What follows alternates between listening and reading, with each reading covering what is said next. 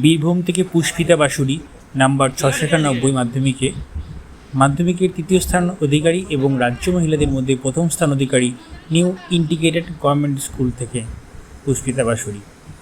কোথায় যাবে এখন? এবার তো স্কুলে যেতে হবে, মার্কশিট সার্টিফিকেট। আচ্ছা 10 ঘন্টা হয়ে যেত। 10 ঘন্টা হয়ে যেত? হ্যাঁ 10 ঘন্টা হয়ে যেত? হ্যাঁ। হ্যালো, কি বড় হয়ে কি হতে চাও? বড় হয়ে আমি সায়েন্স নিয়ে পড়তে চাই এবং ইচ্ছা আছে ইঞ্জিনিয়ারিংয়ের দিকে যাওয়ার।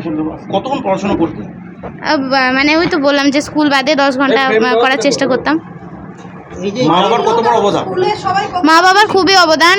মা বাবাকে ছাড়া এটা সম্ভব হতো না। মা বাবা আমাকে সব দিক থেকেই হেল্প করেছেন এবং তাছাড়া আমার স্কুলের টিচাররা, আমার মায়ের স্কুলের টিচাররা সবাই খুবই হেল্প করেছে। যেহেতু আমি কোনো টিউশন পড়তাম না, তাই ওইভাবেই আমি পুরোটা করেছিলাম, মানে পুরো পড়াটাকে তৈরি করেছিলাম।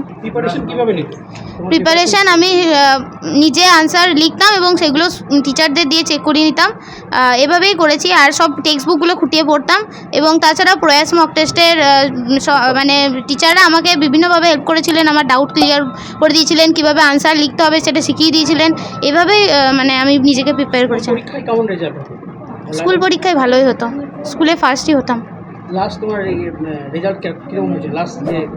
লাস্ট রেজাল্ট স্টেজে 97 অ্যাবাভ ছিল। তুমি কি আশা করেছিলে যে এরকম রেজাল্ট হবে?